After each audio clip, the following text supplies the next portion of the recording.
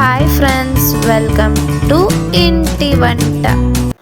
ఇవాల్టి యమ్మీ recipe ఏంటనుకుంటున్నారా? Chilli chapati అండి. చాలా సింపుల్గా చేసుకోవచ్చు. ఎప్పుడైనా పిల్లలు స్నాక్స్ అడిగినప్పుడు కానివ్వండి, లేకపోతే ఎప్పుడైనా చపాతీస్ మిగిలిపోయినప్పుడు కానివ్వండి, ఇది ది బెస్ట్ రెసిపీ అని చెప్పొచ్చు.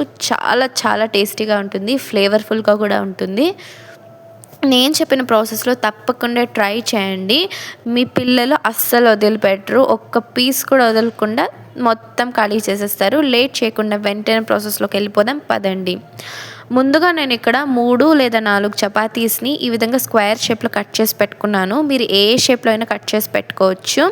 ఇప్పుడు నేను స్టవ్ ఆన్ చేసుకొని ఒక కడాయి పెట్టుకుంటున్నాను. అందులోకి 3 టేబుల్ స్పూన్ అంత ఆయిల్ వేసుకొని, ఆయిల్ బాగా వేడెక్కాలన్నమాట. ఆయిల్ వేడెక్కిన తర్వాత ఇందులోకి నేను 2 టేబుల్ స్పూన్ అంత సన్నగా కట్ చేసి పెట్టుకున్న గార్లిక్, అలాగే సన్నగా కట్ చేసి పెట్టుకున్న జింజర్ని కూడా వేసుకుని, మీ కారానికి తగినట్లుగా గ్రీన్ చిల్లీస్ని కూడా వేసుకొని బాగా ఫ్రై చేసుకోండి.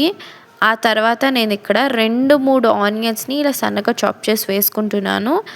దాన్ని కూడా వేసుకొని కొంచెం ట్రాన్స్పరెంట్ అయ్యేంత వరకు బాగా ఫ్రై చేసుకున్న తర్వాత ఇందులోకి 1/2 కప్ అంతా టమాటో ప్యూరీని వేస్తున్నాను.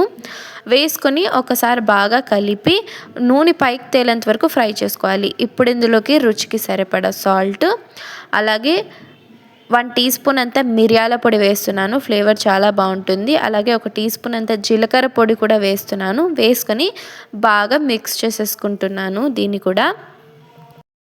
ఇప్పుడు ఇందులోకి సాసెస్ వచ్చేసి 1 టీ స్పూన్ అంత సోయా సాసు, 2 టీ స్పూన్ అంత షెజ్వాన్ సాస్ వేస్తున్నాను. మీకు కావాలంటే చిల్లీ సాస్ కూడా వేసుకోవచ్చు. 2 టేబుల్ స్పూన్ అంత టొమాటో కెచప్ వేసుకొని బాగా మిక్స్ చేసేసుకోండి.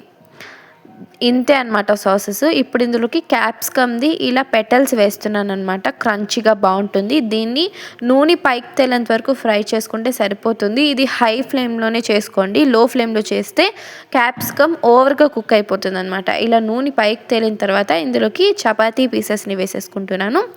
వేసిన తర్వాత బాగా మిక్స్ చేసేసుకొని టాస్ చేసేసుకోండి. చివరిగా కొంచెం చాప్ చేసి పెట్టుకున్న కొరియాండర్ వేసేసుకోండి. కొత్తిమీర ఫ్లేవర్ చాలా బాగుంటుంది దీంట్లో. వేసేసుకొని దీన్ని కూడా ఒకసారి బాగా మిక్స్ చేసేసుకొని టాస్ చేసేసుకొని వేడిగా ఉన్నప్పుడు సర్వ్ చేసుకోండి. నిజంగా అద్భుతంగా ఉంటుంది. తప్పకుండా ట్రై చేసి నాకు ఎలా ఉందో కామెంట్ సెక్షన్లో చెప్పండి. Thank you for watching. Please like, share and subscribe to my channel. Bye bye.